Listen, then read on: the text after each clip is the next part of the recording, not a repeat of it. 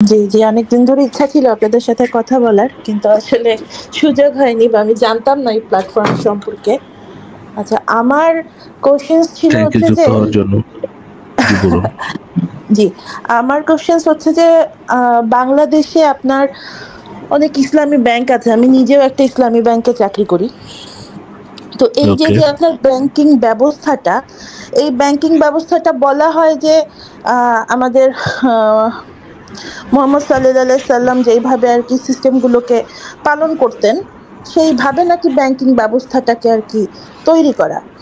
তো এটা আসলে ওকে, কতটুকু যুক্তিযুক্ত? এটা কি সত্য? ওকে। মোহাম্মদের সময় এমন অর্গানাইজেশন ছিল যারা টাকার ব্যবসা করত? জি। ছিল এরকম কোন আপনি তো ইসলামী ব্যাংকে চাকরি করেন, আপনার তো জানার কথা। মোহাম্মদের সময় মোহাম্মদ দ্বারা অ্যাপ্রুভড এমন কোন অর্গানাইজেশন ছিল যারা টাকার ব্যবসা করত? না, আমি শুনিনি বা ওটা সুদি ব্যাংক ব্যবসার কথা ব্যাংক বলা হয়, হ্যাঁ? যেটা আমাদেরকে বলে আরকি। আমি আসলে এই বিষয়গুলো আমার মনে হয় আমার আসলে সংশয় হয় আপনাদের মতো। সেটা হচ্ছে যে জি। সুদি ব্যবসার কথা বলা হয় যে ইসলামে সুদ হারাম।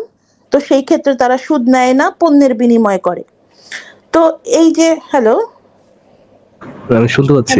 আমি শুনতে যেটা পাচ্ছেন? আপনাকে হ্যাঁ। জিজ্ঞেস করেছিলাম, জিনিয়া আপু, আমি আপনার কাছে যেটা জি, জিজ্ঞেস করেছিলাম জি। সেটা হচ্ছে মোহাম্মদের সময় মোহাম্মদ দ্বারা অ্যাপ্রুভড, মানে নবী মোহাম্মদের সময় নবী মোহাম্মদ দ্বারা হালাল সার্টিফাইড এমন কি কোনো অর্গানাইজেশন ছিল, এমন কি কোনো প্রতিষ্ঠান ছিল, এমন কোনো ব্যবসায় প্রতিষ্ঠান ছিল যারা সু- আহ, টাকার লেনদেনের ব্যবসা করত?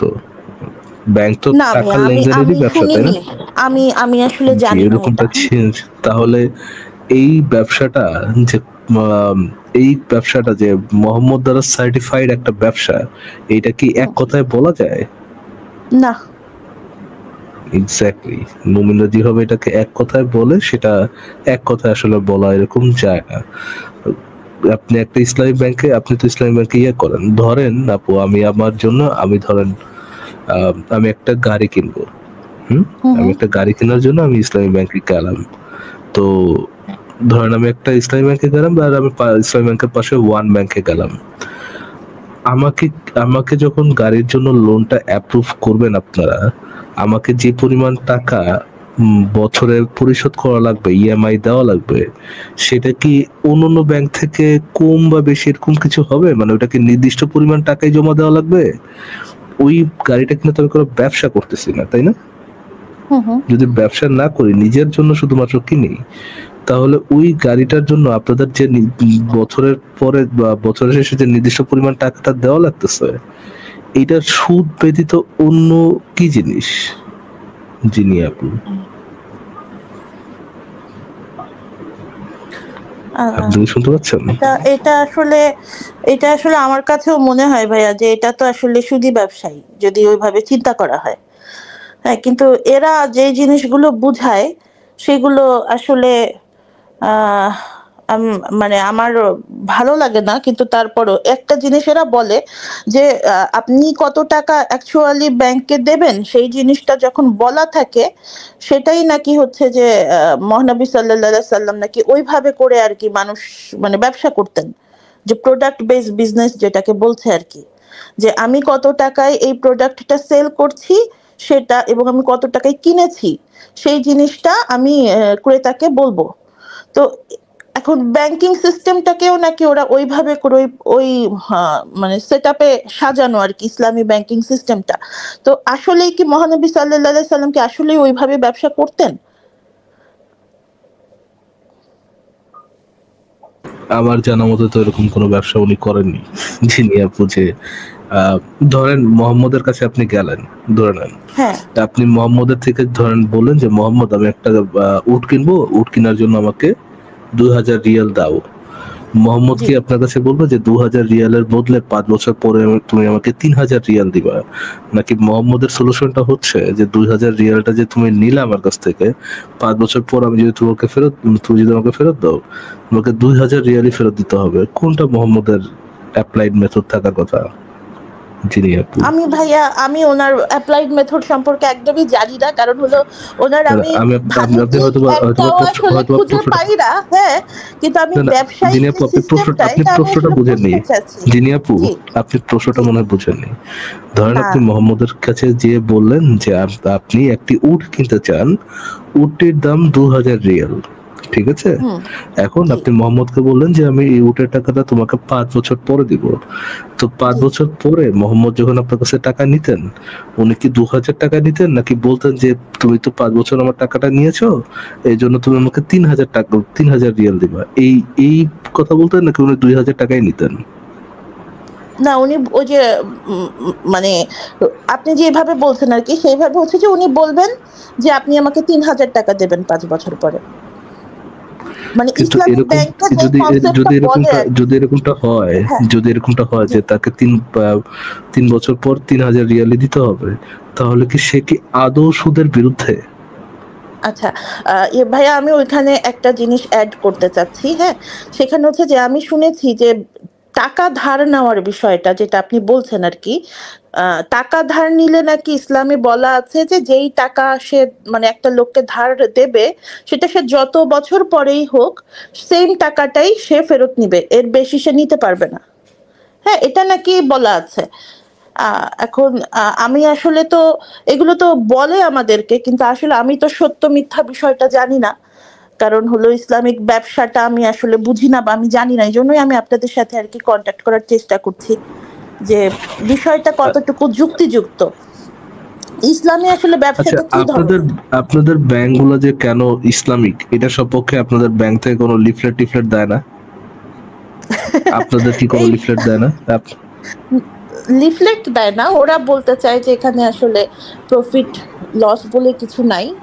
এইটা হলো আপনার ওকে, আ ওকে, তারা যিনি একটা আপু, সার্ভিস দিচ্ছে। এই হ্যাঁ, জিনিসটা এগুলো বলে। আপনিও বুঝান, যিনি আপু, এই মানে এই কোর কনসেপ্টটা আপনিও বুঝান, কোর কনসেপ্টটা আমিও বুঝি। কোর কনসেপ্টটা হচ্ছে আপনার যখন এক গাদা অলরেডি মানে বলদ হওয়া আছে, মানে সেলফ মেড বলদ আছে, মানে অসংখ্য সেলফ মেড বলদ আপনার সোসাইটিতে আছে, যে সেলফ মেড বলদরা মনে করতেছে যে আমার এই টাকাটা আমি আমার কাছে কিছু টাকা আছে, আমি এটাকে, এটার জন্য সুদও চাই, কিন্তু এটাকে সুদ নাম না দিয়ে খাইতে চাই। হ্যাঁ, আমি ওই টাকাটা হুম, ইনভেস্টমেন্টও করতে চাই কোনো একটা ইসের মধ্যে, ওই হুম, টাকাটা হুম, থেকে বেনিফিটও নিতে চাই, কিন্তু আমি ওটার সুদ ট্যাগটাও নিতে চাই না। মানে আমি এক পা হুম, দিব ধর্মে, এক পা দিব জিরাফে। তো হুম, যদি এরকমটা থাকে, মানে ব্যবসায়ীরা যদি এটা রিয়েলাইজ করে যে এরকম সেলফ মেড গরু গাধা সমাজে অসংখ্য আছে, তারা যদি এরকম সেলফ মেড গরু গাধাকে ইউটিলাইজ করে তাদের টাকা তাদের টাকা পয়সা নিয়ে, মানে তাদের টাকা পয়সা নিয়ে ধান্দা করতে চায়, এটা তো ভালো জিনিস। মানে তার অ্যাটলিস্ট আমাদের অর্থনীতিটা সচল হচ্ছে। অবশ্যই এটা ওই সেন্স থেকে ভালো জিনিস যে তারা তাদের ধর্মেও রাখতে পারতেছে এক পা, এক পা আবার জিরাফেও রাখতে পারতেছে। এবং এইটা জিনিসটা খেয়াল করেন, এটা শুধু কিন্তু এখন ইসলামিক ব্যাংক করতেছে না, হুম, হুম, অলমোস্ট প্রত্যেকটা ব্যাংকের মধ্যে কিন্তু আপনার এই যে হালাল হালাল হুম, ব্যাংকিং একটা পোর্শন আছে প্রত্যেকটা একদম, ব্যাংকিং এর মধ্যে। একদম।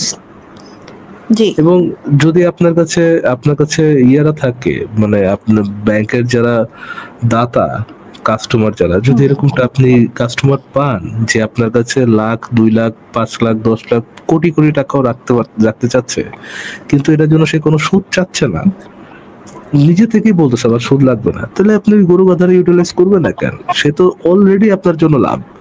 আপনি তো ওরা তরকারিটা খাওয়ায় পরে 2 ওয়াক্ত তার সাথে নামাজ পড়বেন, চলো যে নকল নামাজে পড়ে আসি। তো এটা তারা সত্যি। তো এটা এটা আপনি যেটা বলছেন ওটাও তো একটা সলিউশন আছে। কি একটা কারেন্ট অ্যাকাউন্ট। আমি অ্যাকচুয়ালি আইটিতে কাজ করি, তো আমি পুরো আপনার ব্যাংকিং সিস্টেমের পুরো বিষয়টা আমার আসলে ক্লিয়ারও না। তবে আমি ফিল করি যে এই জিনিসটা আসলে পুরোটাই আপনার একটু ধান্দাবাজি আরকি। হ্যাঁ, এটা অ্যারাবিক ওই সাইড থেকে আসা, তো মিশরের একটা সম্ভবত কনসেপ্ট এই ইসলামী ব্যাংকিং। তো মানুষজন এখন ইসলামী শব্দটার সাথে মানে বেশি রিলাই করে দেখে তারা ইসলামী ব্যাংকিং সিস্টেমটাকে পছন্দ করে, এই জন্য হয়তো বা আসে। কিন্তু আসলে আহ, ইসলাম মানে মহানবী সাল্লাল্লাহু সাল্লাম কিভাবে ব্যবসা করতেন এই বিষয়টা আমার একটু জানার ইচ্ছা ছিল। আমি জানতে চাই যে উনি আসলে কিভাবে ব্যবসা করতেন।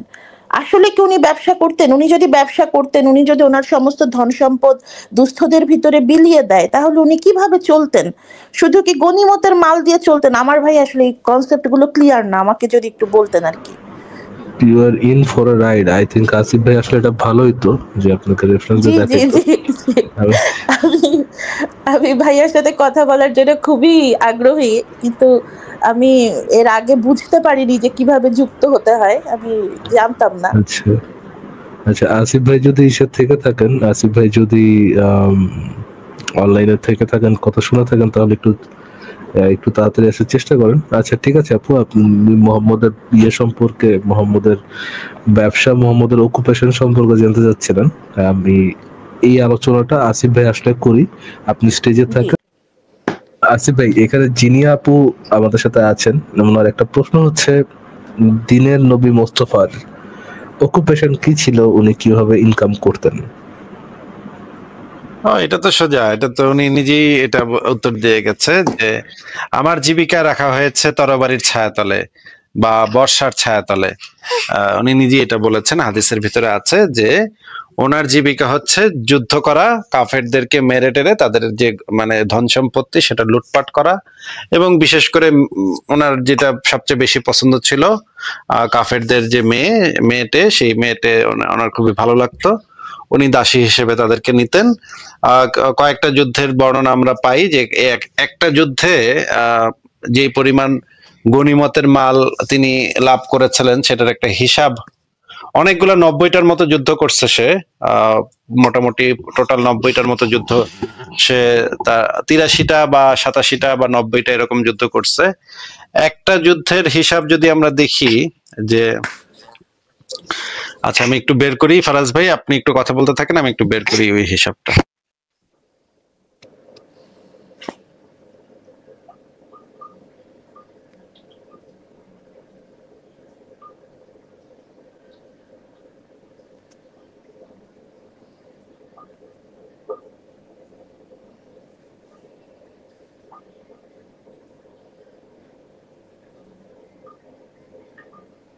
হ্যালো।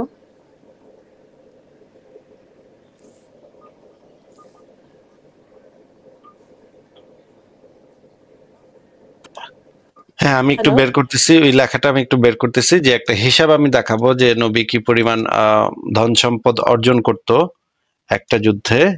একটা যুদ্ধের হিসাব দেখলে আমরা মোটামুটি টোটাল হিসাবটা পেয়ে যাব। একটা দেখি, এই যে দেখেন এই হাদিসে বলা আছে, আহ নবী বলেছেন যে আমার জীবিকা রাখা হয়েছে বর্ষার ছায়াতলে।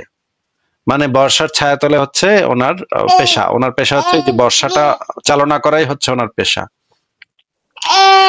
তো আরেকটা জায়গাতে বলা আছে, সেই জায়গাটা আমরা একটু দেখি, এটা হচ্ছে নাসরুল বাড়ি, অষ্টম খণ্ড, পৃষ্ঠা নাম্বার 411।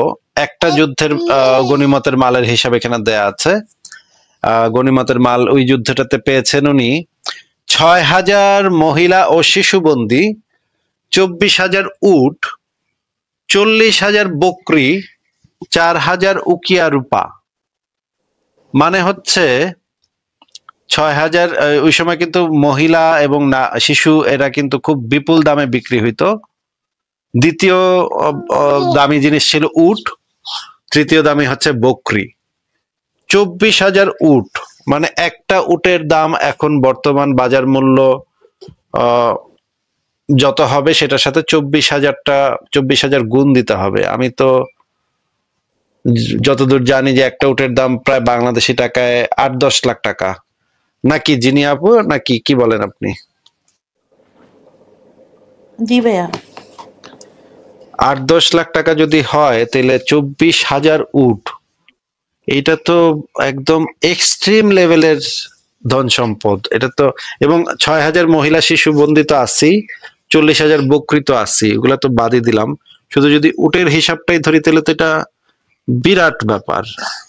এই যে যেই মানে জিনিসপত্র গনিমতের মাল হিসেবে পাইতো তার 1/5 নবী মোহাম্মদ নিজে নিত, বাদ বাকিগুলা সাহাবীদের ভিতরে ভাগ হইতো এবং কিছু বায়তুল মালে যাইতো।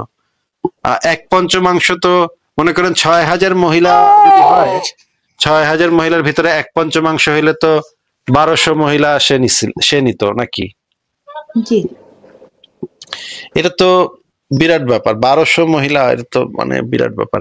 এই হচ্ছে নবী এই মোহাম্মদের। সম্পদ দিয়ে উনি করতেন কি? এত যে সম্পদ, উনি এগুলো আসলে কি কাজে খাটিয়েছেন?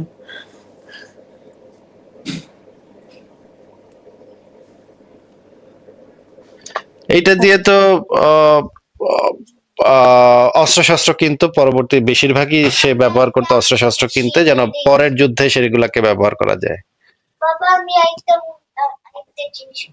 ও, এখন ভাইয়া এই যে আমার যেটা প্রশ্ন ছিল, যে এই যে ইসলামী ব্যাংকের যে কনসেপ্ট, এই কনসেপ্টটা তো অ্যাকচুয়ালি আপনার আহ, ওই যুগের না, এটা তো পরবর্তীতে আপনার এই কনসেপ্টটাকে চালু করেছে। এবং আমাদের মানে বাংলাদেশের আপনার কত মানুষের কথা আমি বলবো যে এরা আসলে ইসলামী ব্যাংকে অর্থ রাখার জন্য মরিয়া, যে ইসলামী ব্যাংকে অর্থ রাখলে তাদের এই মানে ইনকামটা হালাল হচ্ছে, ইত্যাদি ইত্যাদি অনেক অনেক কিছু আর কি।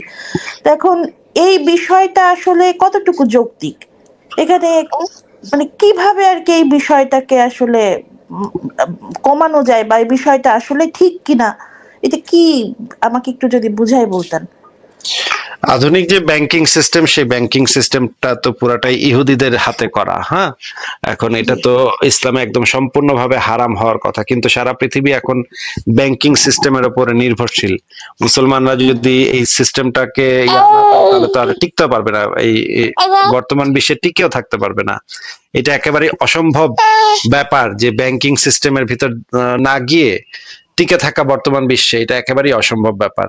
তাহলে কোনো বড় বড় রাস্তাঘাট, ব্রিজ তৈরি, বিমান কেনা, এগুলা কিছুই আর সম্ভব হবে না যদি ব্যাংকিং সিস্টেমের ভিতর না যায়। এই কারণে মুসলমানরা ওই যে ওই কোরআন হাদিস একটু ঘাটাঘাটি করে, এদিক সেদিক করে, আয়াত এদিক সেদিক করে, বা মানে দলিল পত্র এদিক সেদিক করে একটা মাসালা বের করছে যে ইসলামী ব্যাংকিং। এইটা আসলে ইসলামে কোনো জায়েজ বিষয় না, কারণ ব্যাংকিং সিস্টেমটা ইসলামের সাথে কন্ট্রাডিক্ট করে। ইসলামে কোনো ব্যাংকিং সিস্টেম, সুদ ব্যাংকিং সিস্টেমের মানে ভিত্তি হচ্ছে সুদ সিস্টেম, তাই না? এই সুদ সিস্টেমই তো ইসলামে হারাম, তাহলে ব্যাংকিং সিস্টেম ইসলামে থাকে কেমনে? মানে ব্যাংকিং সিস্টেমের ব্যাকবোন হইতেছে সুদ। যদি সুদই না থাকে তাহলে সেটা তো ব্যাংকিং সিস্টেম হয় না। তাহলে যেই জিনিসটা তারা চালু করছে সেটা হচ্ছে গিয়ে ইসলাম বিরোধী। এবং যারা দেখবেন সালাফি আলেম, তারা আপনাকে এটা বলেও দিবে যে ব্যাংকে টাকা রাখা বা ব্যাংকে টাকা জমানো এগুলা ইসলামে জায়েজ নাই। এটা আপনি দেখেন যে সালাফি আলেমদের বক্তব্য শোনেন, সেখানে পাবেন। ভাইয়া আমার তো আসলে আলমদের বক্তব্য ভালো লাগে না, আমি শুনি না এগুলা। আমি আসলে এই 5ই আগস্টের পরে মানে পরিস্থিতি এতটাই আমার দৃষ্টিতে, মানে আমি যা কিছু দেখেছি যে অনেক ডিফারেন্ট হয়ে গেছে দেশের পরিস্থিতি। তো তখন আসলে আমি সাধারণ মানুষ হিসেবে ঘাঁটতে ঘাঁটতে আপনাদের কোনো একটা ভিডিও প্রথম শুনি, আস্তে আস্তে তারপরে আপনাদের বিষয়গুলো শুনতে শুনতে আমার কাছে অনেক কিছু ক্লিয়ারও হয়, আবার অনেক কিছু ভালোও লাগে। যেমন আপনারা মৌলবাদিতা আসলে কমানোর একটা প্রচেষ্টা, যেটা মানুষের ভিতর একটু বিষয়গুলো যাতে তারা ভাবে এবং তারা যাতে এগুলোকে বের হয়ে আসতে পারে, এই জিনিসগুলো নিয়ে কাজ করছেন, এটা আসলে ভীষণ মানে ভালো একটা বিষয়, দেশপ্রেমিক হওয়ার মতো বিষয় আর কি। কিন্তু আসলে তো এটা তো ভাইয়া সম্ভব হচ্ছে না। আমি তো খুবই মানে ডিফারেন্ট সিনারিও আমাদের দেশে, আমরা তো খুব ভয় পাই। আমরা যারা অ্যাকচুয়ালি আপনার ধরেন মৌলবাদিতা বলেন, মারামারি কাটাকাটি, এগুলো পছন্দ করি না, আমরা তো আসলে খুব ভয় পাই যে এগুলো নিয়ে আমরা আসলে কি ভাববো, কি করব, আমরাই কি ইসলাম কম জানি, নাকি ইসলামের ছায়াতলটাই এখন ডিফারেন্ট ওয়েতে প্রকাশ করছে মানুষ। এই জিনিসগুলো একটু আমাদের ভয়ই লাগে আসলে। তো এখন ভাইয়া আমার ওই অর্থ ব্যবস্থা নিয়ে যেটা আরেকটা বিষয়, সেটা হচ্ছে তাহলে আমরা যারা আর কি আপনার ইসলামী কনসেপ্ট পছন্দ করে, এরা আসলে কিভাবে মানে কাজ করতে পারে, এরা আসলে কোন ওয়েতে কাজ করতে পারে, অথবা ইসলামী কনসেপ্ট না হোক, যেটাকে আমি বলবো ভালো একটা প্রেক্ষাপট যেটাতে মানুষের ইনকামটা অ্যাকচুয়ালি মানে গুড ওয়েতে মানুষ ইনকাম করার রাস্তাটা আসলে কি, অথবা এই ব্যাংকে টাকা রাখা, ইন্স্যুরেন্সে টাকা রাখা, এটা যদি খারাপ একটা জিনিস যদি হয়ে থাকে, তাহলে মানুষ আসলে কি করবে, মানে এটা কিভাবে কি করবে আসলে মানুষ, আমরা কি বলবো মানুষকে, কিভাবে আমরা মানুষকে পরিচালিত করব? মানে মুসলিমরা যারা ইসলামে বিশ্বাস করে তারা কি করবে এটা জানতে চাচ্ছেন? নট অনলি, হ্যাঁ মুসলিমরাই, সাধারণত মুসলিমরাই তো আসলে এই কনসেপ্টের সাথে আসে। আচ্ছা, তাহলে মুসলিমদের যেটা করা উচিত, ইসলামে যেটা বলা আছে, তাদের জিহাদ করা উচিত। জিহাদ করে কাফের টাফের মেরে তাদের যে মানে জায়গা সম্পত্তি সেগুলো লুটপাট করা, এইভাবেই ইসলাম আসলে এইভাবেই চলেছে। গাজওয়াতুল হিন্দ টিন্দ যদি তারা করতে পারে, ভারত যদি তাদের মাইরা তক্তা বানায় না দেয়, তাহলে তো তারা গাজওয়াতুল হিন্দ করুক, করে ভারত দখল টখল করুক, জায়গা সম্পত্তি যা আছে সেগুলো গনিমতের মাল হিসেবে আসবে, এবং পরে তারা জিজিয়া কর আরোপ করতে পারে অমুসলিমদের উপরে। সেই জিজিয়া করের টাকায় মোটামুটি দেশ চলবে। এইটা হচ্ছে এইভাবে তো ইসলামের এইটা তো কনসেপ্ট। আসলে এইটা তো আসলে মানে এই জিনিসটাই তো হয়তো বা একটা পক্ষ করতে চায়, কিন্তু এটা তো আসলে সঠিক পথ, মানে সঠিক পথ না। মানুষ, আমরা তো আসলে খুব বিপদগ্রস্ত ভাইয়া, এই বিষয়গুলো খুবই অন্যরকম হয়ে যাচ্ছে আর কি। হুম, ঠিক আছে জিনি আপু, আপনার কথা শুনলাম। ভাইয়া আমরাও আমার এটা নিয়ে আরেকটা চিন্তিত। কোশ্চেন ছিল, যদি আপনি আমাকে আচ্ছা, একটু সুযোগ দেন। আচ্ছা এটা বলেন, হচ্ছে যে আচ্ছা বলেন। রিকার্নেশনের একটা ইস্যুস, যেটা আপনারা পরকাল নিয়ে কিছুটা কথা বলছিলেন, তো এই বিষয়টা নিয়ে আর কি।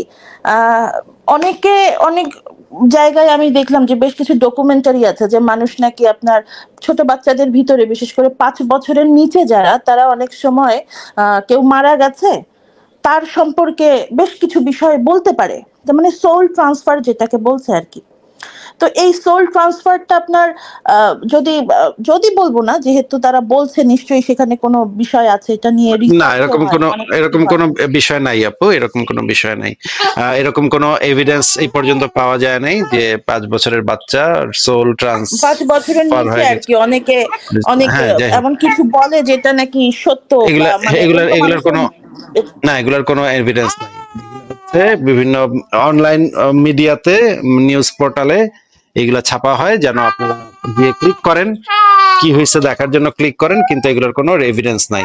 আপনি এই যে এটা বলছেন, আপনি এভিডেন্স কোথায় পেয়েছেন? এটা ভাইয়া আমি একটু আগে শুনলাম যে অস্ট্রেলিয়ার একটা বাচ্চা নাকি আপনার প্রিন্সেস ডায়ানার আর কি আমিও কিছুটা শুনেছি, পেয়েছিল। হুম। দেলোয়ার হোসেন সাইদিকে চাঁদে দেখা গেছে, এটা আমিও না শুনেছি, না ভাইয়া, কিন্তু প্লিজ এগুলো আপনি বলেন এভিডেন্সটা, না, এগুলো খুবই না অবান্তর না কথাবার্তা, এটা না না, একদম আপনি যে বাজে। শুনেছেন, এই যে শুধু হ্যাঁ, শোনা কথা দিয়ে তো আমরা কোনো, হবে না এটা তো আসলে। এভিডেন্স থাকতে হবে, তাই না? আমি শুনেছি এইটা নাকি আমার আপনাদের আমার আমেরিকাতে চাচাতো নাকি কিছু আমার রিসার্চ চাচাতো হয়, কিছু লোকজন আমার করছে আর চাচাতো কি। ভাই, হ্যাঁ হ্যাঁ, আমিও শুনেছি আমেরিকাতে কোরআন নিয়েও রিসার্চ হয়, এটা শুনেছি। নাসার লোকেরা নাকি সারাক্ষণ কোরআন নিয়ে রিসার্চ করে, এটা আমিও শুনেছি। কিন্তু এটা, এই শোনাটা তো সত্য না তো। এখন শোনা যেত যায় অনেক কথা, শোনা আমি শুনেছি আমার চাচাতো ভাইয়ের ফুফাতো বোনের জ্যাঠাতো শ্বশুরের খালার উপরে জিনে ভর করছিল, এটাও তো আমি শুনেছি। এখন এই শোনার তো জিন কোনো মূল্য নাই, কনসেপ্টটা তাই তো না? আসলে সত্য না, জিন কনসেপ্ট তো না না, আমারও সেটা বিলিভ আপনি হয় না। বলছেন সত্য না, কিন্তু আমি তো হ্যাঁ শুনেছি কিন্তু যে অমুকে আমার আত্মীয়দের মধ্যে এই চাচাতো বোনের খালাতো ফুপুর শ্বশুরের জ্যাঠতো ভাইয়ের অমুক তমুকের জি উপরে ইয়া করেছে, এটা তো। জি ভাইয়া, এটা এটা আপনি ঠিকই বলেছেন। এই যে এইটার একটা ব্যবসা শুরু হয়ে গেছে বাংলাদেশে, রুকাইয়া কনসেপ্ট, এই আরেক জিনিস আর কি। এখন এটা সত্যি যে আপনি যে মানুষজন ওই অনেক ওই ধর্ম জিনিসটা বিশ্বাস বললেন, করে। অস্ট্রেলিয়া থেকে নাকি কি একটা বাচ্চার সোল, হ্যাঁ হ্যাঁ, এটার জি কোনো ভাইয়া। এভিডেন্স আছে নাকি, কোনো এভিডেন্স? ভাই আমি তো আসলে ভালোভাবে জিনিসটাকে এভিডেন্ট করে রাখি নাই, কিন্তু আমি মানে ওই আপনি কি যেখানে ডকুমেন্টারিতে পড়েছিলেন, বলছিল। না আমি তো ডকুমেন্টারিতে তো পড়িনি, অনেক কিছুই এটা অনেক হচ্ছে। কিছুই দেখাতে পারে, কিন্তু এটার কোনো সায়েন্টিফিক রিসার্চ হয়েছে কিনা, এটা হ্যাঁ পরীক্ষা এটা নিরীক্ষা নাকি, হয়েছে কিনা, এটা নাকি ভাইয়া ওই নাকি যে নাকি ইসে, শব্দটা ছাড়া, নাকি শব্দটা ছাড়া বলেন। ভাইয়া নাকি বা শব্দ ছাড়া শুনেছি, বলতে পারবো না, কারণ হচ্ছে শুনেছি যে আমি নাকি, যেহেতু, এই শব্দগুলা বাদ দিয়ে বলেন। না ভাই আমি আমি আমার থেকে এগুলা কখনো দেখিনি, আচ্ছা, আমি দেখি। তাহলে এই জিনিসগুলো একটু সার্চ করে দেখেন যে এখান থেকে পেয়েছেন সেখানে তারা কিছু দিয়েছে কিনা। এটার যদি সায়েন্টিফিক রিসার্চ থাকে তাহলে সেটা আমাদের কাছে নিয়ে আসবেন। উল্টাপাল্টা 24.com ওয়েবসাইটে ছাপা হয়েছে, এটা হলে কিন্তু হয় না। হ্যাঁ, এটা হলে এটা একটা অথেন্টিক সোর্স না। যদি কায়েল7.com হয় আসিফ ভাই, সেটা কি ভাই? ওই যে মনে নেই আপনার আমাদের বিজ্ঞানী ইব্রাহিম, করোনা ইব্রাহিম যে সব পেতেন কাহিল7 ডট ও কম আচ্ছা থেকে। আচ্ছা আচ্ছা, হ্যাঁ, এটা হলে হবে, এটা হলে আমরা মেনে নিব, যেহেতু এটা মুফতি ইব্রাহিম বলেছেন, সেহেতু আমরা মেনে নিব। যিনি আপু, আপনি একটু উল্টাপাল্টা 24.com বাদ দিয়ে অন্য একটা অথেন্টিক সোর্স থেকে এই তথ্যগুলো আমাদের সামনে নিয়ে এসেন, তখন আমরা সেগুলো পড়ে দেখব। তবে আপনাকে জেনারেলি বলতে পারি যে এরকম কোনো প্রমাণ এই পর্যন্ত পৃথিবীর ইতিহাসে এরকম কোনো প্রমাণ এখন পর্যন্ত নাই যে একজনের সোল আরেকজনের ভিতরে ঢুকে গেছে। ইনফ্যাক্ট সোল বলে যে কিছু আছে এইটারই কোনো প্রমাণ এখন পর্যন্ত পাওয়া যায় নাই। ওইটা আবার একজনেরটা আরেকজনের ভিতরে যাওয়াটা তো অনেক দূর কি বাত। যদি সোলও প্রমাণ করতে পারেন আপনি তাইলেও হবে, অসুবিধা নেই, আপনি নিয়ে আসেন। হ্যাঁ, না ভাইয়া, থ্যাংক ইউ ভাইয়া, থ্যাংক ইউ। ঠিক ভালো আছে, থাকবেন। তাহলে আপনাকে বিদায় জানাই, ভালো থাকেন আপনি। থ্যাংক